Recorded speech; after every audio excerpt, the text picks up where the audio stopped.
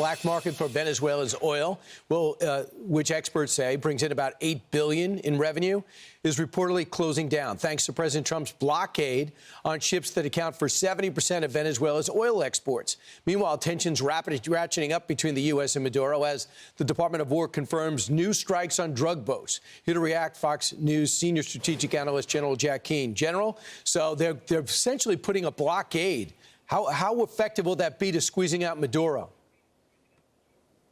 Well, certainly, you mentioned the money. That's what this is really all about. He's got two major sources of money and revenue. Certainly, the main one is oil, and those tankers are the means to him achieving that. And the other is the drug trafficking, because he and the cartels are one. So, yeah, this is an escalation for sure. We've seen obviously taking out the trafficking of drugs at sea, and that's been going on for weeks now. A demonstration of military force in the area. Ships, airplanes, helicopters, etc., and seizing a tanker, and now a quarantine blockade. And I believe there's more escalation in the offing here, to be sure, because we're walking up that escalation ladder. And really what the president and his team are attempting to do is finally to get Maduro to take the exile deal that's on the table, to resign and move out. It will get you to a country reasonably of your choosing.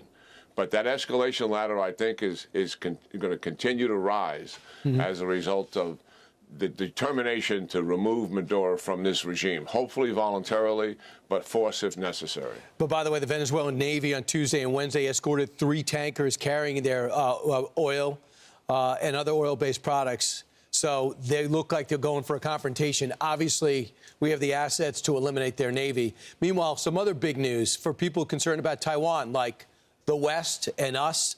We're going to put $11 billion into Taiwan's military, including some significant firepower. Is it enough? Well, it's a huge start here. I mean, this president of Taiwan has really taken the bull by the horn, so to speak, here, because he sees the China threat, and it's increasing every year, and so does Japan. Japan has doubled their defense budget as a result of this threat. He has put $40 billion in a supplemental bill that his Congress, his legislature approved. $11 billion of that is a tranche coming out of the United States. Another $14 billion will be the second tranche of U.S. weapons, and he's got $15 billion coming out of his own defense industrial base. This sends a huge message to China. Taiwan cannot fight a war by itself, but they can make a huge statement in terms of achieving a degree of deterrence.